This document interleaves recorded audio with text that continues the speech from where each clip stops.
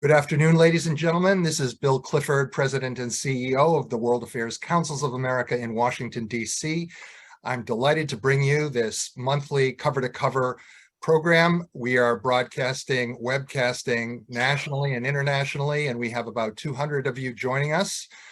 We're delighted to have Elliot Ackerman, the author of The Fifth Act, America's Withdrawal from Afghanistan, a very timely look at what happened a year ago and the experience of someone who has spent time in the country a great deal.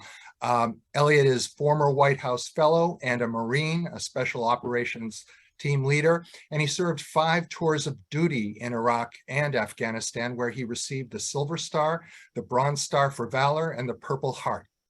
He is the author not only of this nonfiction work that just was published, but also several novels, including 2034, Red Dress in Black and White, Waiting for Eden, Dark at the Crossing, and you'll have to ask him about those too.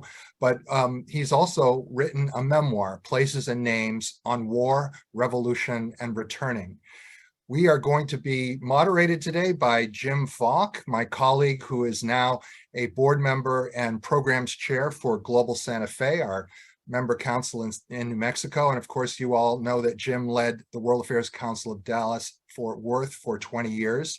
He is a great spokesperson for the National Network, a former board member of ours, and it was Jim who brought us Elliot and this program. So thank you for joining us. Many of you have presented questions in advance, but you'll also be able to do so through the chat and Q&A box on this webinar. So please feel free. Jim, you're going to take them in real time, and I'll hand it over to you. Thank you both, okay. Elliot and Jim. Great. Thank you so much, Bill. And Elliot, great to see you. I couldn't be more pleased to have this opportunity.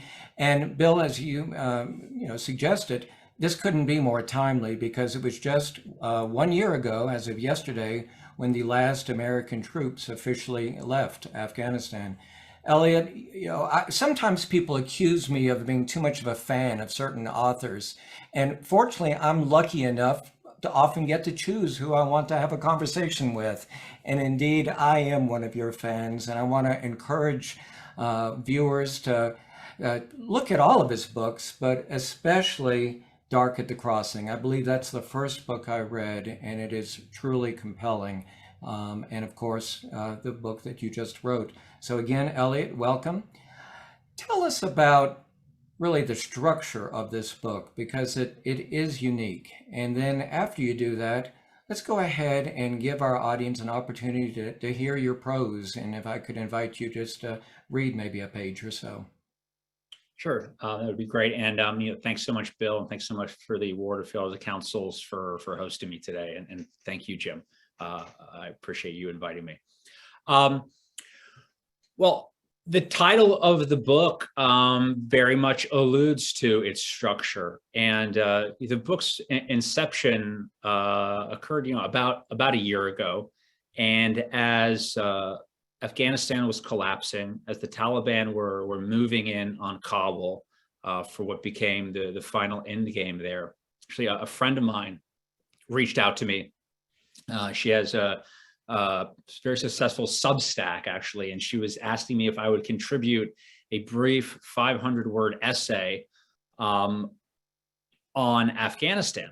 And when I said to her, I said, well, what exactly do you want me to write about? Frankly, I'm watching this in real time, and I don't know if I feel like I want to write. And she basically said, well, people haven't really been paying attention to this for a long time. And I was hoping if you could just sort of summarize what's gone on in Afghanistan in the last 20 years. So I sort of laughed at the prospect of trying to have to write a 500-word essay on 20 years of war in Afghanistan. But then she said to me, she said, Elliot, because people are watching this and, they just don't understand, but they know it's a tragedy. And it was that word tragedy really stuck with me. And I think there was this sense of that we were all watching something tragic occur to us. And if you look in classic, just dramatic structures from Shakespeare back to the ancients, tragedies are told typically in 5 acts.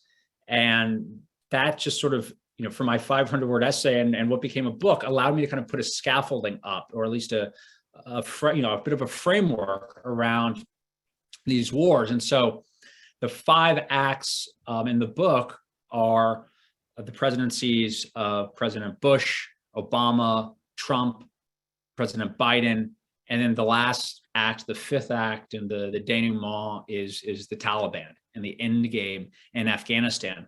So the book very much has that 5-act political overlay, talking about and discussing the history of this 20-year war, and you'll find that in the 5th act. But I also, like so many veterans and journalists and anyone who had been touched by the war in Afghanistan, found myself in August of last year very much sucked into these evacuation efforts. My entire network lit up. Afghans I'd fought alongside, interpreters I'd worked with, some who'd made it to the United States, some who were still in Afghanistan, trying to get themselves and their families out of the country. So I wanted to tell the story also of 5 distinct cases of evacuations that occurred over that summer. And so that corresponds with the 5 acts of the book. And those evacuations have different outcomes. Some were successful, some were unsuccessful. Well, let's go ahead and ask you to read. Sure.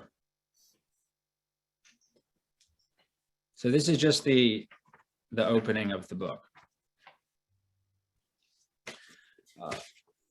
Prologue, a hotel room, Rome at night. The war has always been there, even though I don't go to it anymore. It is older than my children who sleep in the room next door. I learned to love it before I learned to love my wife, who fits her body beside mine in the bed. The war is ending, has been ending for some time, and it is disastrous. Kabul fell 5 days ago. But even before that, my phone had begun ringing. The calls have built an urgency and followed me here unexpectedly on a long-planned summer holiday with my family. Today, I toured the sites with my children: the Colosseum, the Forum, the Baths of Caracalla. They complained about all the walking. They are too young to appreciate the ruins of an expired empire. Still, I tell myself they'll remember walking these ruins. All day, I lagged behind my wife and children, tapping out text messages, taking calls. I am working most closely with Nick, a friend and journalist who has organized a convoy of 4 minibuses for tonight. There are 109 people manifested on these buses. They are Afghan interpreters, activists, journalists. In the early morning hours, they will gather at the Serena Hotel in Kabul and board the buses for the airport. Another journalist has negotiated the convoy's safe passage through the Taliban's newly established checkpoints in Kabul. My job is to ensure the convoy's safe passage through the American checkpoints, specifically one gate at the airport. On the map, it is listed as the unnamed gate. Afghan paramilitaries are manning the unnamed gate. An old friend of mine, Jack, runs the CIA program that pays these paramilitaries. In our 20s, while in the Marines, Jack and I went through training together. He has made a career at the CIA and now oversees a vast paramilitary network around the world. It takes me all morning to get through to him. Eventually, he returns my call. Hat in hand, I ask for his help. He deadpans, "I'm kind of busy right now."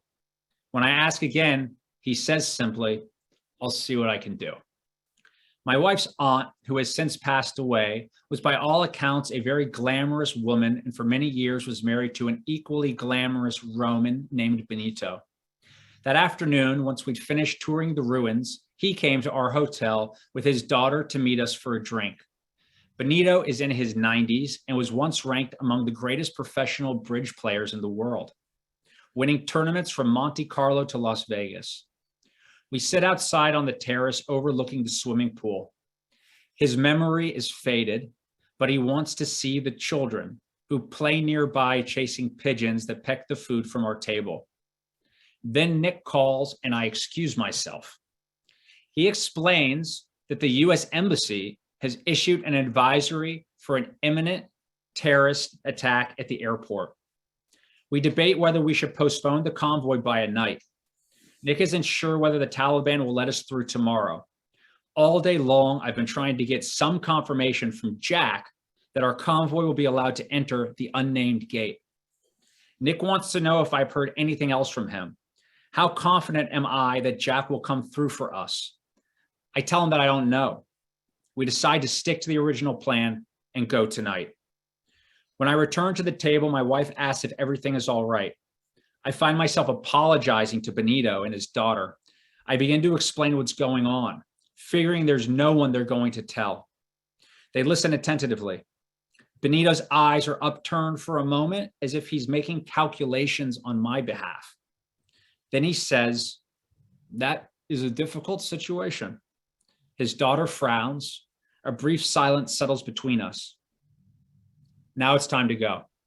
The buses are loading at the Serena Hotel. I'm monitoring their progress on my phone and a chat room on Signal. I've gotten up from the bed where my wife sleeps, and I'm sitting at the hotel room desk. The lights of the city suggest themselves from behind the translucent curtain. Aside from that and the screen of my phone, the room is dark. Most of the passengers on the buses are strangers, but one family is not. My interpreter, Ali, and I fought alongside one another more than a decade ago in Shkin, a mud-walled fire base along the Pakistani border. Our counter-terrorist pursuit team manned the southeasternmost outpost in the country. People called it the end of the line. Our counter-terrorist pursuit team had T-shirts made up. Ali lives in Texas now.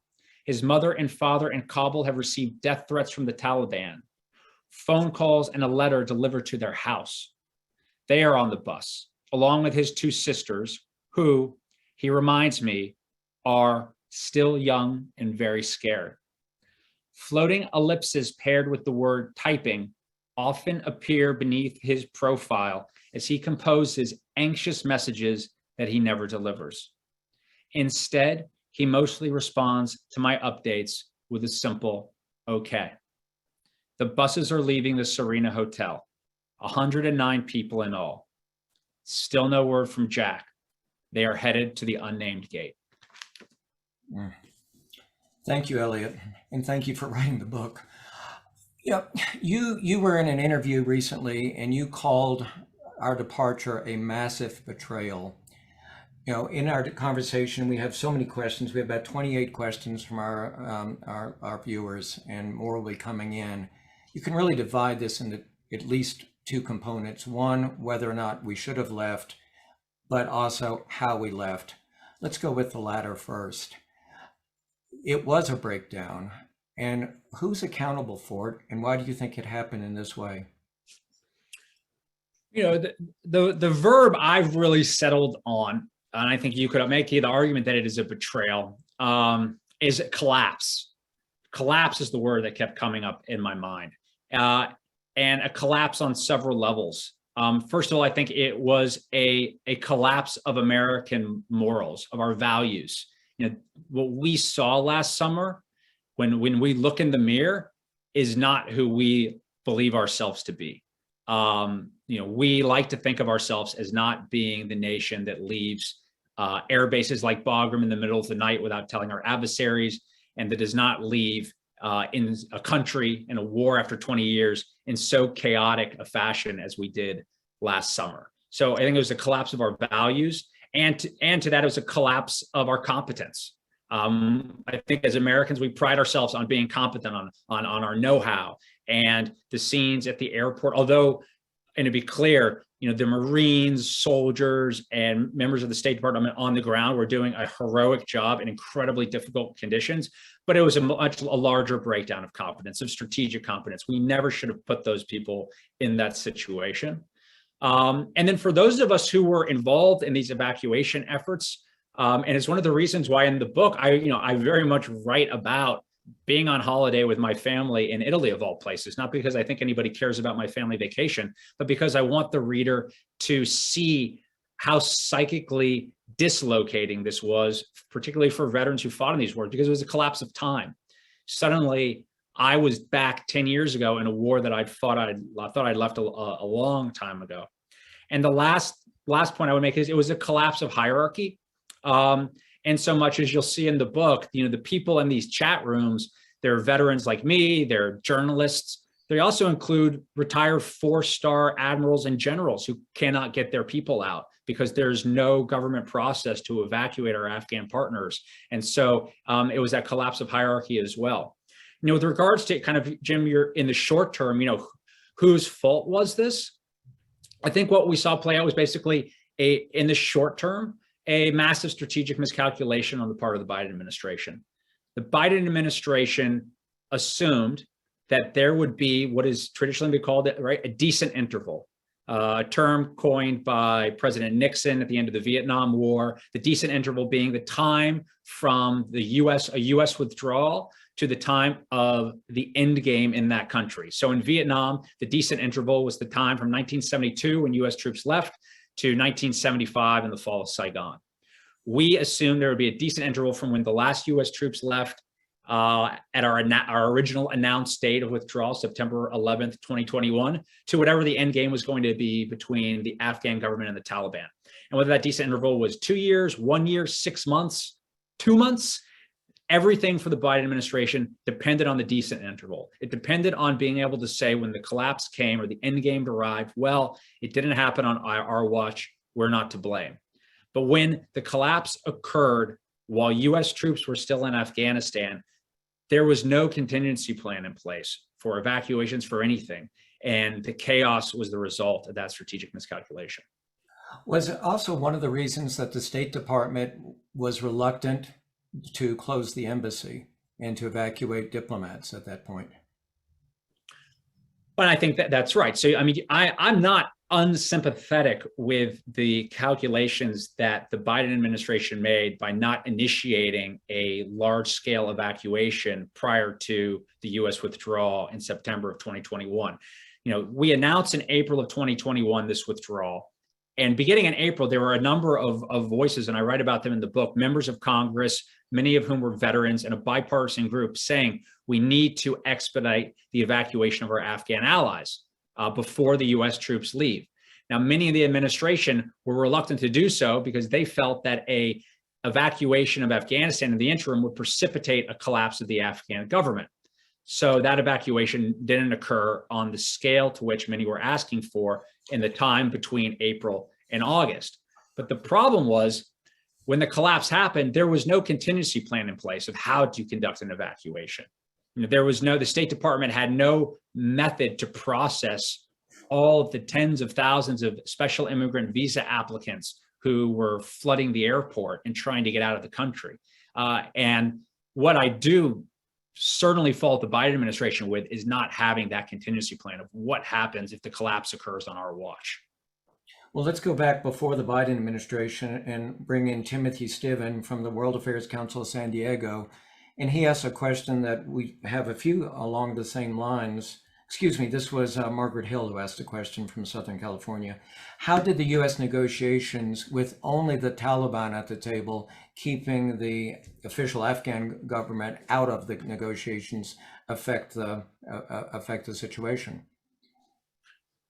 Well, it had a significant and negative effect on the situation, in so much as, when we're looking at the Afghan government and as Americans often sort of chiding them for not being seen as the legitimate government in Afghanistan by too many Afghan citizens, we often ignore the active role we often played as the United States in undermining their credibility.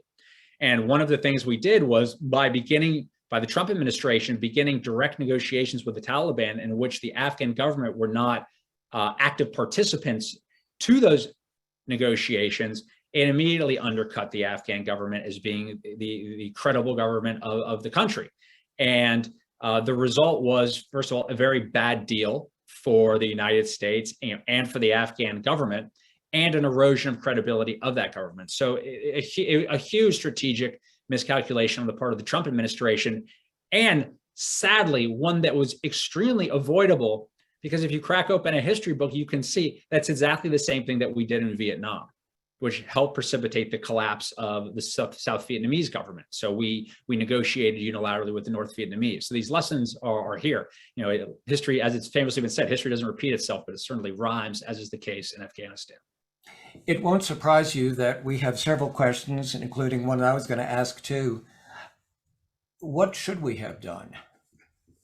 I mean, are you a proponent of that we should have kept X number of troops there, recognizing that the Taliban were quickly gaining more control of the country? So I am a proponent of the fact that we should have left more troops in Afghanistan, but I'll just expound a little bit on that because I think, well, first of all, I think it goes to a couple of macro questions. First of all, is why were we pulling all of the troops out of Afghanistan, right? And the way that had been framed to the American people in 2018 was that we needed to end the war in Afghanistan. So the way we end the war is by pulling all of the troops out. Now, if you look at a history of American war making back to the Second World War, there's sort of this myth that the war ends when the troops all come home. You know, what's the exit strategy? How are we going to get our troops out of there once we commit them? But if you look at in American wars, you know, at the end of the Second World War, all of the troops didn't come home. We still have 60,000 troops in Europe that, as we've seen in the case of Ukraine, secure a peace on the European continent. If you look at the Korean Peninsula, the same, there's 40,000 troops in Korea. In fact, the only time all of the troops come home at the end of a war is when the United States unequivocally loses the war. So for instance, all of the troops came home at the end of the Vietnam War because we lost. And now all the troops have come home at the end of the war in Afghanistan because we lost. And in September of 2021, right after the withdrawal, President Biden gave a speech at the United Nations in which he said, for the first time in 20 years, the United States is no longer at war. But wait a minute. We still have troops in Iraq, Syria, the Horn of Africa, Yemen. Those troops still draw in the military what we call imminent danger pay. So you only receive imminent danger pay if you are in a combat zone. So we're not at war in those countries, but we have troops in those countries. I only bring this up because these narratives are important, and the American people were very strongly and have frequently gotten fed a narrative that the war only ends when all the troops come home. And when you look at the casualties that we were taking in Afghanistan in 2019 and 2020, by 2020, in the surge in Afghanistan, we had about 150,000 US troops in Afghanistan.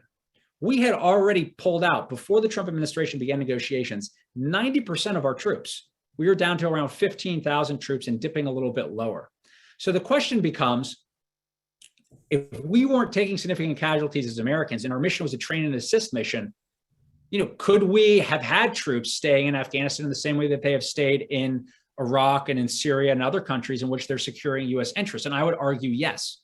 And I'll just finish with one last point, Jim, is, you know, one of the reasons that the Biden administration said we were pulling out of Afghanistan and it was time for us to leave was because because the world had changed and this war on terror had distracted the United States from its critical national interests, particularly in an age of increasing great power competition. And I agree with that wholeheartedly. But let's talk about Afghanistan through the prism of great power competition. You know, is it a coincidence that within 6 months of the fall of Kabul, which I would argue is one of NATO's darkest hours, an unequivocal loss of a war that's began the first time that NATO has to evoke Article 5, that within 6 months we see one of the greatest challenge to NATO in Putin's invasion of Ukraine? You can certainly drop a plumb line between those two events. And I assure you, Vladimir Putin last summer, as he was weighing what he would do in 2022 in Ukraine, was watching the images coming out of Kabul. And it certainly didn't make him think he was going to get a very strong NATO response. But the world is a dizzying place. And I would argue within 6 months of NATO's darkest hour, we see one of its brightest moments, which is the alliance overperforming in Ukraine. I mean, we can quibble about NATO, but the alliance overperforms in Ukraine. And I think you can also drop a plumb line between Ukraine and Chinese calculations in Taiwan, because China is certainly seeing what is the appetite of the liberal democracies of the world to fight a war. And if we think about Chinese aggression in Taiwan and what that would mean for the United States, one of the great challenges we face is that the Chinese, if that war would ever happen, would be fighting that war in their backyard, while we would have to be fighting it as Americans from across the Pacific Ocean. And now to bring it full circle, wouldn't it be nice when we're talking about great power politics and the challenges we face with China, if we, the United States, had strategic air bases like Bagram and Kandahar in a nation that shared a border, albeit a relatively small one, with China, but we forfeited those strategic air bases. So again, I think not only for the reasons of ending wars, but also just when you get into the game of chess that is great power politics, to have access to Afghanistan for the paltry cost of about 10,000 US troops sustaining de minimis casualties to no casualties as they were in the last years of the war, to me seems like it would be a great advantage to us as we're trying to check Chinese aggression right now. You know, in the book, Elliot, you make the analogy of how the Soviets built their buildings with concrete and we tended to use plywood. In other words, we weren't there for the duration. But should we have been there for the duration, going back to 2001, because our goals, at least what they were announced in the beginning, were limited. And then we had mission creep. Would you agree with that or not? I would. Well, the analogy I draw in the book is, and anyone, I'm sure there are many people on this call who spent time in Iraq or Afghanistan, could tell you when you walked into the headquarters of major U.S., even major U.S. commands and theater, you would notice that so many of them were built out of plywood, materials to be torn down very quickly. And that to me speaks to the psychology of how the war was being fought, which was a very short-term psychology. Because, we as Americans psychologically are sort of, we are reluctant imperialists. We're reluctant to go to a place and say, we're setting up shop here and we're not leaving. That's not in our culture. But ironically, that short-term thinking, particularly in the case of Afghanistan, led to a very long-term war. And I would argue if we had arrived in Afghanistan with long-term thinking, as opposed to short-term thinking, we would have fought a much shorter war. Now, if we go back to the early days of Afghanistan, I think we can create a counter narrative, a counterfactual of how the war could have been shorter.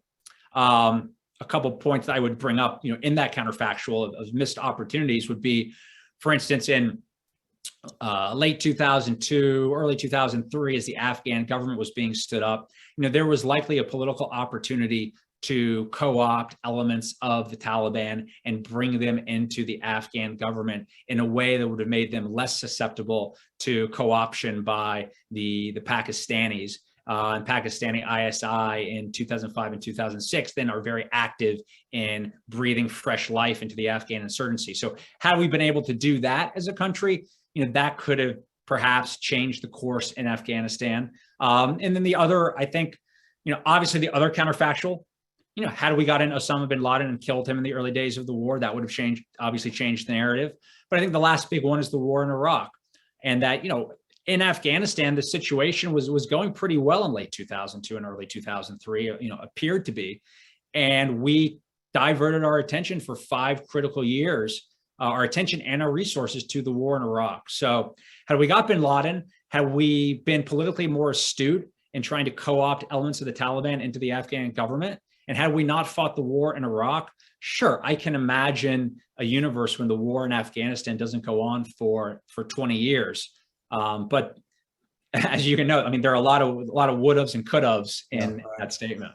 Well, 2 decades is a long time. And one of the things that you mentioned in a recent interview is that there was a poll taken by Rasmussen, I think in 2018, where 42% of American public, or those surveyed, did not know that we were still in a war in Afghanistan.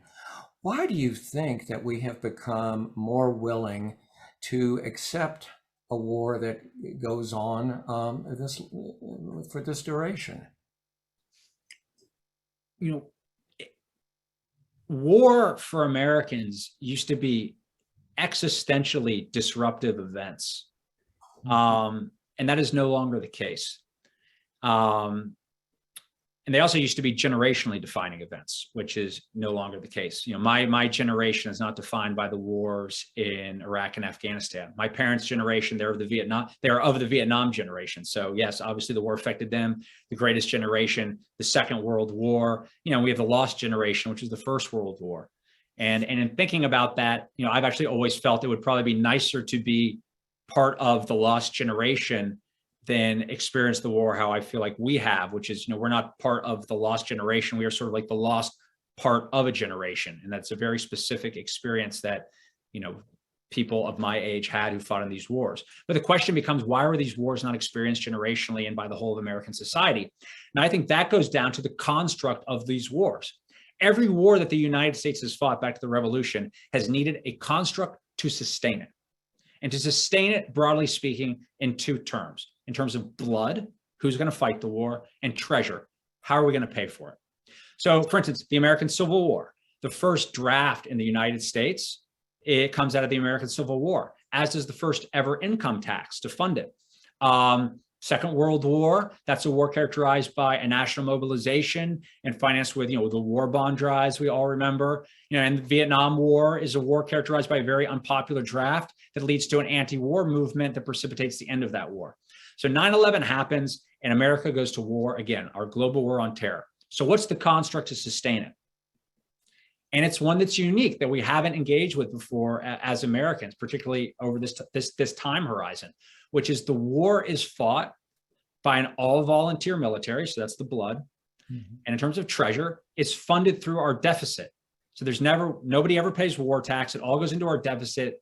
If you look at the national deficit right now, about a quarter of it is to fund the war on terror. And if you look, the last year the United States actually passed a balanced budget was 2001. So the result of fighting our wars with an all-volunteer military and funding them through deficit spending is that the American people, not because they're malicious, but they are anesthetized to the cost of these wars. They don't feel them. And because they don't feel them, the war doesn't become an existential event, a generationally defining event. Like, you couldn't fight World War II for 20 years. It was too disruptive to our society, nor the Civil War, nor any of our, quote, good wars. But you can fight the war on terror for 20 years because nobody feels it and life just goes on. And I think as we come out of these wars, we should be asking ourselves, is there a real moral hazard for us as a nation to wage war these ways?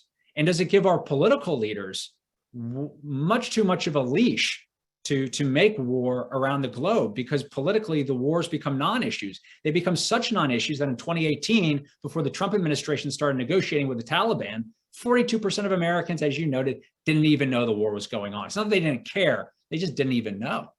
But you've expressed concern about the politicization of the military and that we're really creating almost a caste of military officers and enlisted men. Well, it's Jim, because one of the results of waging a war this way is it creates a massive civil military divide. And because the rest of America is living its life, and there's no incentivization to engage with the wars unless you have a loved one in the military or serving yourself, the American people move further and further apart from their military. And what you, I think, also see is the American people become less fluent in understanding the military and military culture. Right. So, well, one thing, having lived in Texas and spending a lot of time there, you really feel the impact of the wars differently there because you see so many young men and women who have been injured, which you don't see necessarily in other states. So let me bring in again some of our viewers and encourage, if you wish, to go ahead and put in questions. I see one that just popped up from Virginia McCallum. So do put in your questions. We have several about the girls' education. And Donna Wilhelm from Dallas says, how can the United States empower the restoration of girls' education and women's rights to work outside of their homes? And again, and we also hear from Timothy Stiven in San Diego, who says, maybe we can use the internet and digital virtual education to help these women. What are your thoughts there? I think that is obviously that is a critical issue, is the future of Afghan women and girls' education. And I think, listen, I'm a father. I have 4 children, and as my children have grown up and the war in Afghanistan became increasingly muddled, and as we sort of experienced the end of the war last summer as a family, I had to often explain to my children, what this war was about that had been going on forever in their minds. And really the two things for a child, and I think children know when, you have to be straight with a child because they've got a very good BS meter. And that I could always explain and they understood was well, this war happened because of the terrorist attacks on 9/11, which they understood. And I could say to them, and this war and the people who are fighting there so little girls can go to school. That they could understand. The regional dynamics and whether nation building was the right strategy or counter, that doesn't make sense to a child. And oftentimes it doesn't make a lot of sense to a grown up. But those were two things they could understand. And I think when we talk about the moral cost of what we've done as Americans by just walking away, having made a generation's worth of promises to Afghans and particularly Afghan women, and then just walking away, I think we are going to be haunted by these women who have been abandoned in Afghanistan and their futures, and as we should be. So do efforts, I think, trying to find out creative efforts to do online schooling inside of Afghanistan and making it accessible to Afghan women, absolutely. I think that's important. The reality is obviously that women who choose to go online and educate themselves that way will be running a risk so long as the Taliban govern Afghanistan. But I think that is a crucial issue and one that we need to keep front of mind as we are thinking about the future of Afghanistan. One of our viewers from Sonoma County, we have a lot of people from California today, works with Afghan refugees. And he'd like to hear you express why this is so important for people in the United States to volunteer and help these refugees in various phases of their life as they try to reestablish their presence here in the United States. Well, and one of the things that's so important right now, because we are marking the 1-year anniversary of the withdrawal from Afghanistan, and there is I think a sense among many that yes, what happened a year ago was tragic, that the images were upsetting, but the war is over, and as horrible as it is, we will mark that anniversary appropriately, and then we will turn the page. Nothing would be more tragic than us turning the page, in so much as there is still so much work to be done. There are too many of our Afghan allies who we did not get out, but there are many who we did bring to this country. About 80,000 Afghans with special immigrant visas are now in the United States. And they are here right now legally. Their classification is they're here under a humanitarian parole, but that status will expire.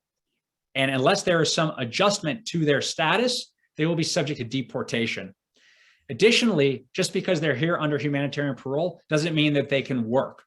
So too many of these Afghans are in a very tenuous position right now. There's currently bicameral legislation wending its way through Congress, the Afghan Adjustment Act, which would change the status of those Afghans, allow them to get green cards and get on their way to be citizens of the United States. And these are people who, they're not only the ones that fought alongside us. They're not only Afghan heroes. These are American heroes too. These are people who they might not have blue passports, but they have fought for the values and the interests of this country. We owe it to them to give them and their families a pathway to live here now that we've brought them here. And there is so much good that can still be done so long as we as Americans don't turn the page on them. So I would say, the Afghan Adjustment Act is a critical piece of legislation that needs to make its way through the House and the Senate this year. One of the issues is SIVs, the Special Immigrant Visa. And yesterday afternoon, Elliot, I just looked that up on Google, and I was a link to the Department of State. And damn it, it was the most complicated procedure that I've ever seen, that if you were not truly fluent in English, you would have no idea what you were reading in all of the steps. And I just bring that up because, we've been hearing so much about the SIVs. And here's a comment we got in the chat. Because I'm helping several Afghan families now living in my town, I did a deep dive this morning looking for whom to address a question to about consular questions for Afghanistan. Embassy in Kabul, of course, is closed. Our viewer goes on and writes, the State Department and Homeland Security websites give 2 numbers for the Consular Affairs Afghanistan call center. This person called both numbers and was told by the State Department rep that they're only taking Ukraine-related calls. Can Elliot talk about what the U.S. plans to do with the many Afghans still stuck in the UAE, Albania, and other places? You've touched on that, but I'm just wondering, what is the recourse for us who are good World Affairs Council members? Should we be lobbying our Congress, our representatives? Yes, I think that is the only thing that we as citizens can do, is to continue to force this issue into the center of political life.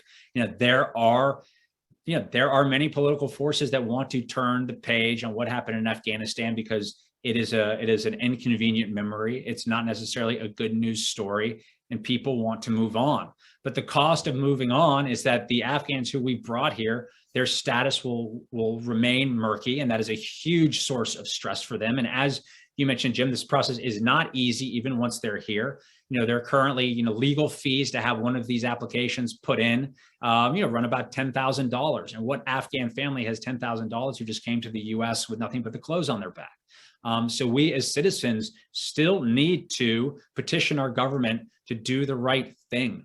There is an opportunity to get some good out of this. In terms of the lead government agency, I don't know what necessarily the lead government agency is. It is something that has never been clear to me from the beginning, this evacuation process a year ago, up to the present. And oftentimes it is seen that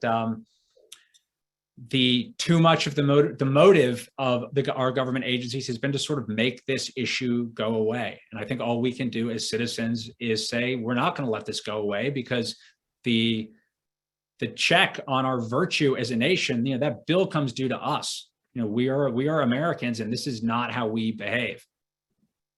Arlene Plevin wants to hear more of your comments about how the president of Afghanistan fled.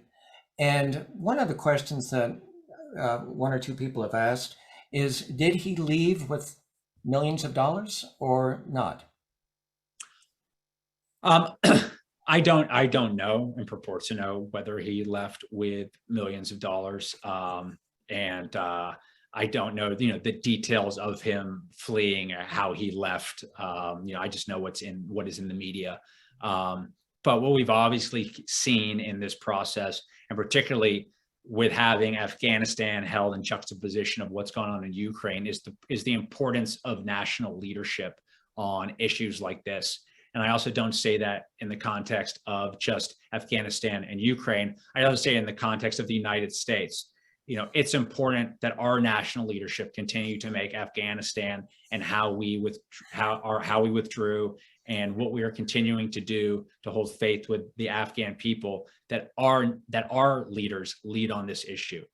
It's critically important, and there are members of Congress, people like Representative Moulton, Peter Mayer, many others across both parties, many of whom happen to be veterans, but some who are not veterans, who are saying we are still going to lead on this issue. We're going to do right by the Afghans who are here, and the ones outside of Afghanistan who are trying to get here. And so I think we should just continue to applaud their efforts and demand more from our leaders who are not speaking up about this issue. What are your thoughts about how to handle the now close to, I think, $10 billion that is with the Central Bank of Afghanistan?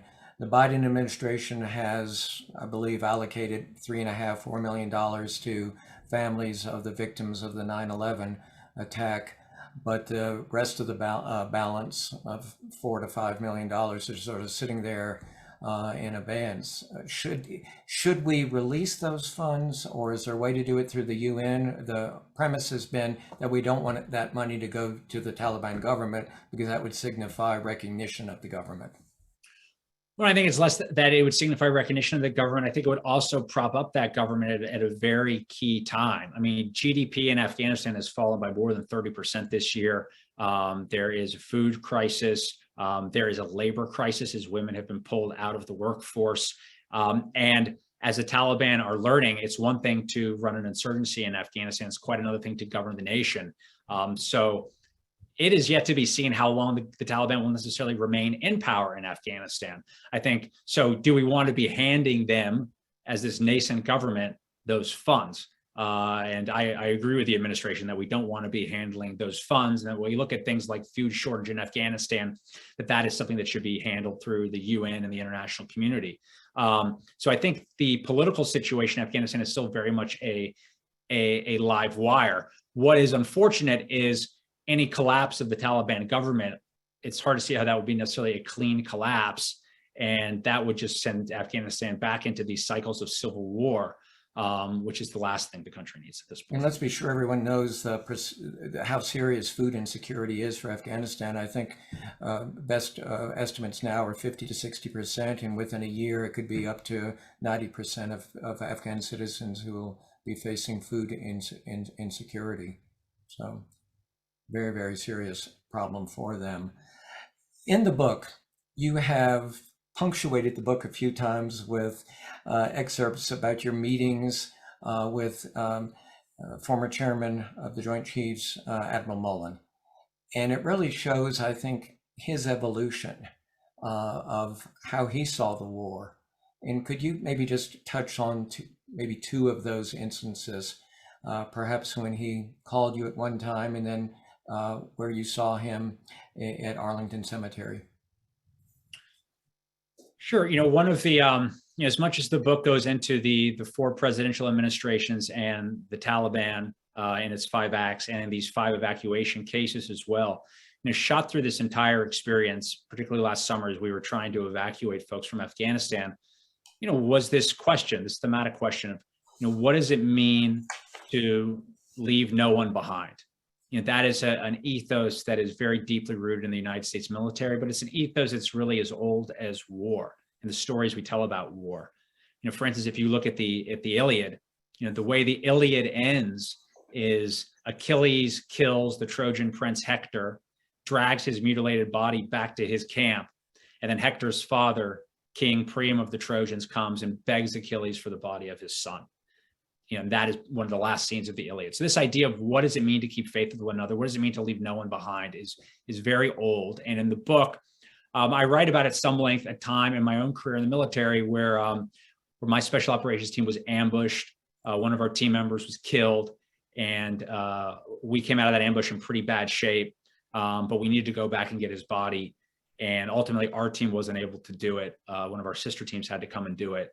And then, there was some controversy about whether or not we should have gone back. And frankly, it's a decision that I had made that I've wrestled with for years. And as Afghanistan was falling last summer, I found myself ruminating on that decision again. And I write about it in the book. But the connection to Admiral Mullen is when we came back from that deployment at my friend's funeral, we noticed probably standing about 200 meters away from us, so he wouldn't cause any trouble or be noticed in any way, shape, or form, was Admiral Mullen and his wife. And it always stuck with me. It was just a very human and frankly, just a very classy thing to do, a real sign of leadership. He didn't need to be there. I'm sure he was incredibly busy. He was the chairman of the Joint Chiefs of Staff at that point, but he showed up and made no fuss about the fact that he was there and didn't say anything to us, just showed up, got in a car and left. And so later on, he and I had the chance to meet. Let me ask, Elliot, was that something that he did frequently? Do you know? At the time, I didn't know. I think so. I think he went as much as he could to those funerals. If it was possible, he wanted him or one of the Joint Chiefs to be there. So I learned that later. And it caused me to realize how many of those funerals he must have gone to, because my friend was no different than any of the other combat dead that were coming back. But he and I sort of met later. And at one point, he invited me to come to his office, and I didn't know what it was about. This was when I was at CIA, and I, as you can imagine, was speculating what it was about. And he actually just said to me, how are you doing?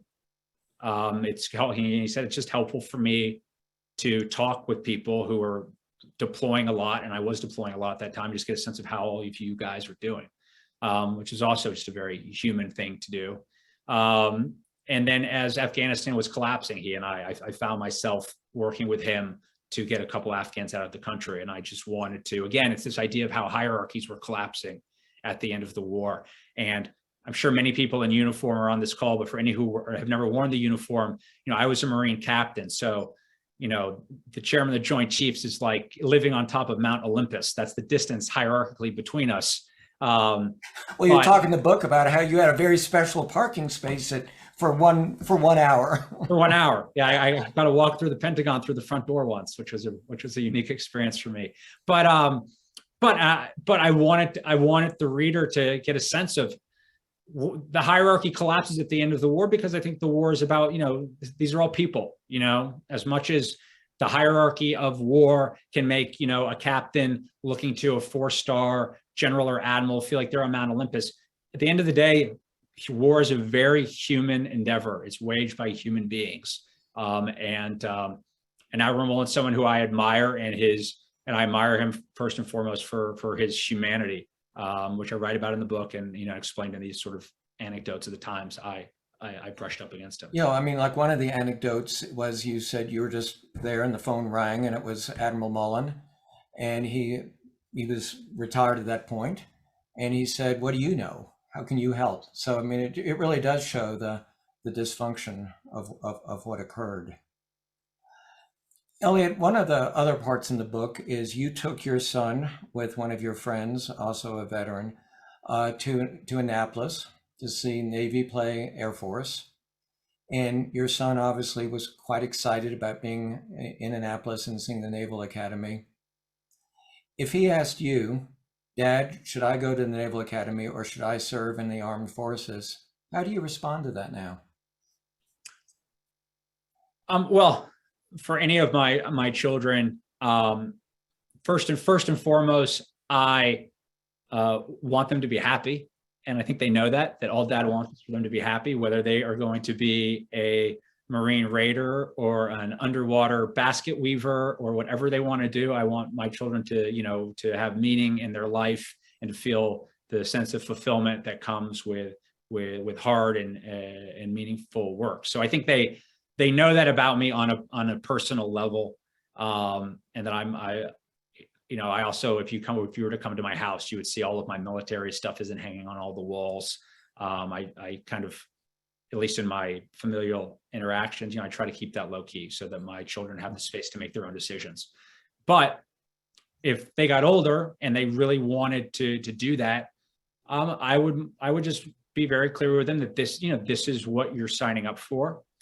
It doesn't necessarily mean that you will go to war and have all these experiences, but you're signing up for these experiences and the decision is yours, and I will support you no matter what you do. I will be candid and tell you that when I ever imagine one of my children, for instance, graduating from recruit training or being commissioned as an officer in the armed forces, I imagine it as probably one of the proudest and simultaneously most terrifying days of my life.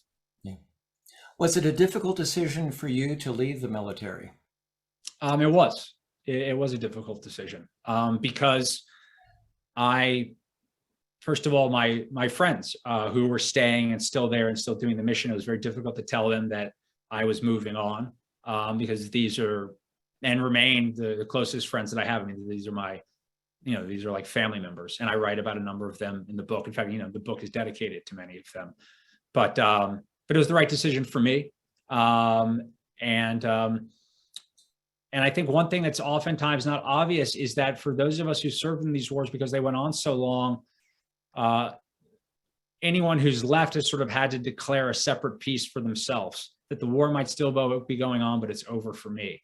And like any peace treaty, some treaties prove more enduring than others. And I think the way these wars ended, the way Afghanistan ended in August, for many people I know, tested their ability to retain that inner peace. And it certainly tested my ability to retain the inner sense of peace I had for how I had left the war 10 years before.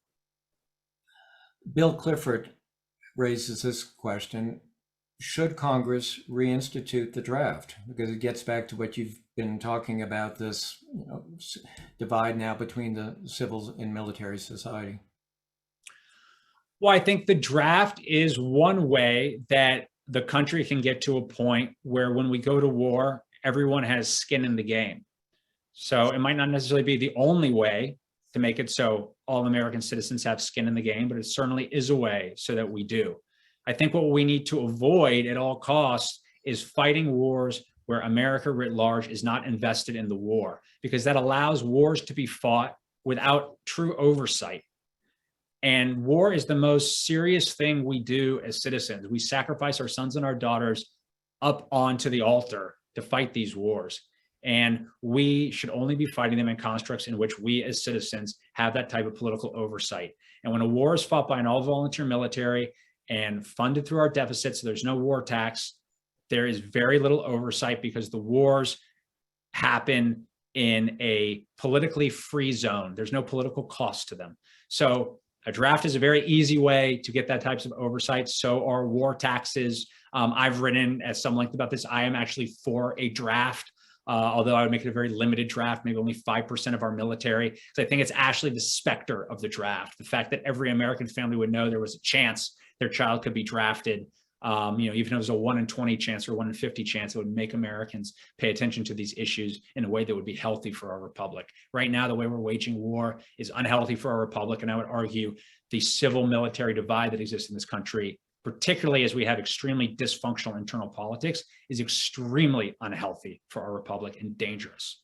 Yeah, and you've written about this in a number of articles and some of your interviews where you're beginning to see retired military as well as an instance or two of active military who were then court-martialed, like I believe his name was Colonel Schiller, I think. Schiller.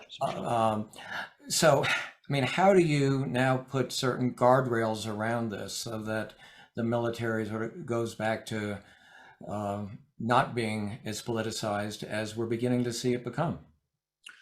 Well, I think one of the reasons we've seen that heightened politicization is because not enough Americans are in touch with their military. It no longer seems to reflect all of America or be something that all of America is tapped into. It is this subculture within American society. And so as America, we see the trends. All of America is atomizing. It's what you said, Jim, and when you're in Texas, you see military members and you see the cost of the war. I live in the Northeast, and you don't see it in the same way up in the Northeast. So we're seeing our military segregating in terms of geography. We're also seeing increased trends of intergenerational service in the military. So we're seeing, just as all of American culture atomizes, our military is becoming a subculture.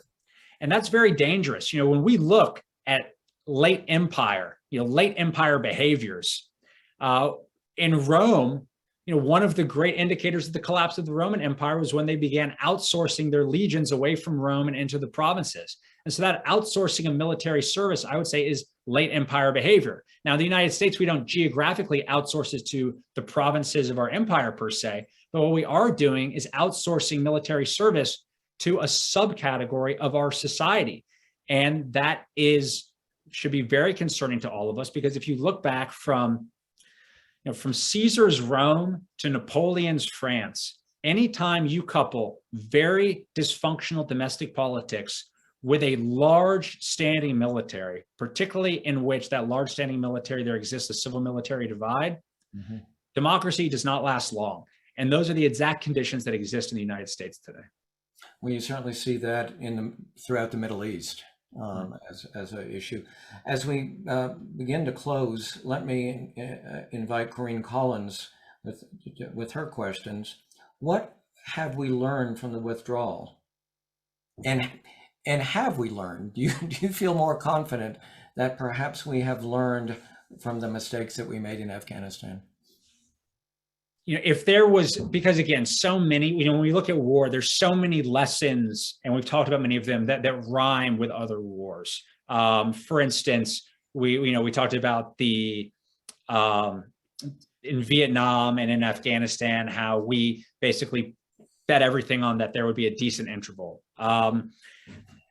The thing that I think that is most unique about the wars in Afghanistan and Iraq, these wars on terror, is the point we came to before about how these wars were waged through our all-volunteer military and through deficit spending. We've never done that before. So if there were a single lesson that I would say is unique for these wars, it's that, how they've waged and the cost of how they were waged and how that led to a 20-year-long war, the longest in American history.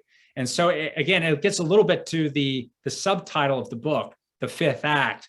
Yes, it's about Afghanistan, but it's about America's end in Afghanistan. And that's not just the way America's involvement in Afghanistan ended, but it's also a little bit, I intended it as a question, is are we watching the end of America and what we just saw in Afghanistan?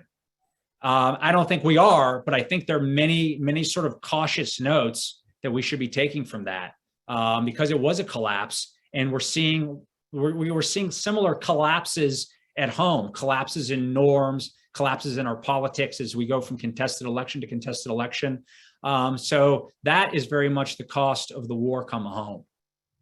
Well, Elliot, I want to thank you, as I mentioned earlier, thank you for being the writer that you are. You have truly given a voice to the military, diplomats, all the NGOs, and all of us who are concerned about Afghanistan. And I'd like to highlight that in this book, the dedication was for my friends alive and dead in these pages. So keep up, keep the voice, Elliot. It's an important one. And with that, Bill, I'll turn it back to you. And I think we covered most of our members' questions as well as a few of mine. So thanks for that. As usual, Jim, you did a fabulous job. Thank you also for reading that dedication. Elliot, thank you for spending an hour with us and sharing your account, your very personal insights, and for your service. We would love to convene you in person when the time comes, and wish you very good luck on this book tour. It's a pleasure to have you so soon after you published The Fifth Act, America's End in Afghanistan.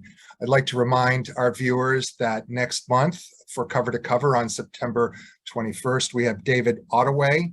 He is a former Washington Post correspondent with 3 decades of experience in the Middle East and a Wilson Center Fellow. His book is Mohammed bin Salman, the Icarus of Saudi Arabia. That's a question mark, much like Elliot Post in a way in his book.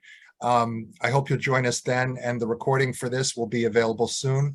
Thanks again, Elliot. Thank you, Jim, and we'll see you around the Council Network.